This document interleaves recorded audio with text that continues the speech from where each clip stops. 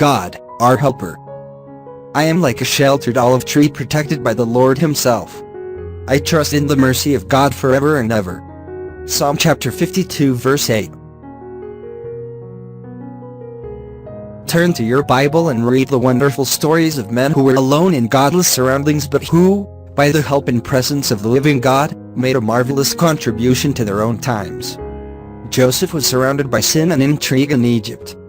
His master's wife tried to seduce him. He was tested by imprisonment, but through it all he trusted in God and sought to know and do His will.